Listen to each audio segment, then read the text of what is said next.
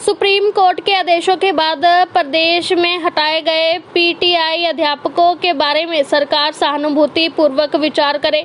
सरकार supreme court के निर्देशों के अनुसार इन्हें एक और चांस दे और इन्हें समायोजित करे। लघु सचिवालय के बाहर धरने पर बैठे पीटीआई अध्यापकों को समर्थन देने पहुंचे पूर्व सीपीएस प्रहलाद सिंह गिल्लाखेड़ा ने भी यह बात कही। उन्होंने कहा कि अगर सरकार की मंशा साफ हो तो 1900 से अधिक इन पीटीआई अध्यापकों को बेरोजगार होने से बचा सकती है। उन्होंने इस पूर्व भी सरकारों ने 1600 पुलिसकर्मियों को समायोजित किया। MITC विभाग के खत्म होने के बाद कर्मचारियों और अधिकारियों को समायोजित किया गया। उसी प्रकार विधानसभा में एक अध्यादेश लाकर इन्हें भी बेरोजगार होने से बचाया जा सकता है। वहीं उन्होंने प्रदेश में बिगड़ती कानून व्यवस्था के बारे में बोलते हुए कहा कि जिस प्रदेश में सरकार में शामिल उनके मंत्री और विधायक भी शरेआम यह कहें कि उनकी कोई नहीं सुनता, तो इससे अंदाजा लगाया जा सकता है कि वहां अफसरशाही कितनी हावी होगी। उन्होंने कहा कि जहां अफसरशाही हावी होगी वहीं करप्शन और क्राइम में इजाफा होगा। वहीं सोनाली फोगाट की गिरफ्तारी और जमानत पर उन्होंने टिप्पणी से इनकार करते हुए कहा कि मामला कोर्ट में विचाराधीन है, इसलिए वह इस पर कोई टिप्पणी नहीं करेंगे। देखो, ये हमारे पीटीआई 1983 ये सुप्रीम कोर्ट ने एक फैसला आया।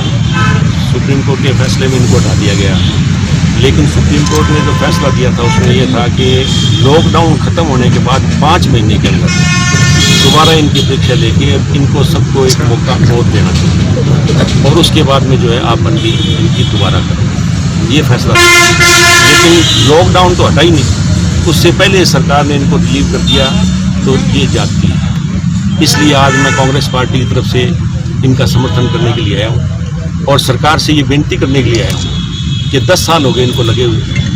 अब इनमें बहुत से लोग हैं, अगर दोबारा परीक्षा भी होती है तो उसमें ये बैठ नहीं पाएंगे, और एज हो गए।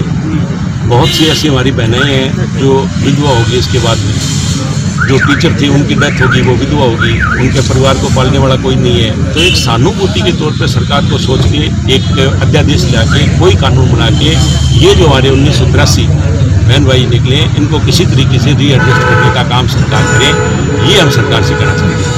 सरकार अपना पल्ला झाड़ दिया कि माननीय कोर्ट का यह फैसला है कि मैं ये मानता हूँ, मैंने तो पहले अपने भाषण में कहा सुप्रीम कोर्ट ने किया, लेकिन सरकार अगर चाहे तो सरकार कर सकती है। पहले भी सरकार ने की, 1600 सिपाही निकाले थे, सुप्रीम कोर्ट का ऑर्डर था, उसके बाद में 16 सिपाहियों को एडजस्ट किया। MITC के कर्मचारी निकाले गए थे, उनको रीएडजस्ट किया। तो सरकार की अगर नीयत साफ हो तो सरकार कर सकती है। इसलिए मैं कोई सुप्रीम कोर्ट के खिलाफ नहीं बोलता। सुप्रीम कोर्ट ने अपना डिसीजन लिया, अपने तथ्यों के आधार पर लिया होगा, उसका हम कोई चैलेंज नहीं करते।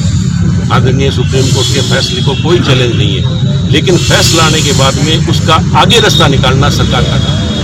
और मैं ये दावे के साथ कह सकता हूँ, अगर सरकार की नीयत साफ हो तो ये 1983 घर जो आज उजड़े हैं, सरकार इनको बसा सकती है। और हम सरकार से यही कहना चाहते हैं कि इस मामले के अंदर कोई अध्यादेश लेके आए, कांग्रेस पार्टी विधानसभा के अंदर उनकी सपोर्ट करेगी। हमारे जितने भी नेता जाके ये कह रहे हैं, अब आगे तो सरकार पर डिपेंड करता है ना। सरकार अगर विधानसभा में कोई बिल लेके आती है, कोई कानून लेके आती है, तो सरकार जो है उसका समर्थन करेगी। प्रतिवाद की बात की जाए तो सरेआम घटनाएं हो रही है, दुकानदार पीड़ित है बदमाशों से, पुलिस कोई भी कार्य नहीं करेगी। कानून व्यवस्था पर आप क्या सवाल देना चाहिए? देखो, कानून व्यवस्था के जहाँ तक संबंध है, ये तो बार बार मेरे कहने की बात नहीं। यहाँ पर ग्रीवेंसेस कमेटी की मीटिंग होती है, उसमें हमारे सरकार के जो विधायक हैं वो विधायक अपने मुंह से खुद मानते हैं, तो अब इसमें मेरे कहने की कोई बात नहीं रहेगी।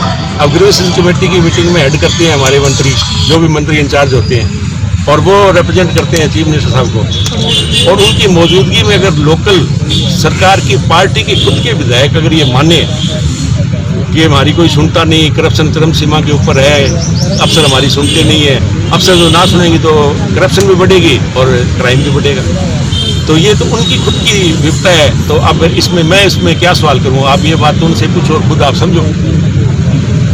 सोनाली फोगाट को जिस तरीके से गिरफ्तार किया गया है, तुरंत उनको जमानत मिल गई, पुलिस ने चालान भी तुरंत पेश कर दिया, क्या लगता है वो क्या एक बार ये ना, इसके ऊपर तो सारी बातें तो होगी बजरंग जी, लेकिन अब जब अदालतें उनकी जमानत कर दी तो एक बार तो मामला जो है कोर्ट में चला गया, तो कोर्ट में जाने के बाद में सब जुडिस मामला हो जाता है, उस पर कोई कमेंट तो हम कर नहीं सकते।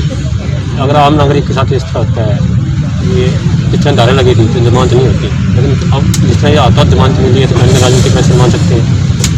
अब ये तो जिन्होंने जमानत दी, आप ये सवाल कौन से करो ना। अब जिन्होंने जमानत दी है, जिन्होंने करवाई है, अब उसका जवाब मैं तो नहीं दे सकता ना। मैं तो ये अदालत का जुडिस मामला है, तो कोर्ट के किसी मामले के ऊपर बोलना जो है वो कोर्ट की तौहीन होती है, वो हम कर नहीं सकते।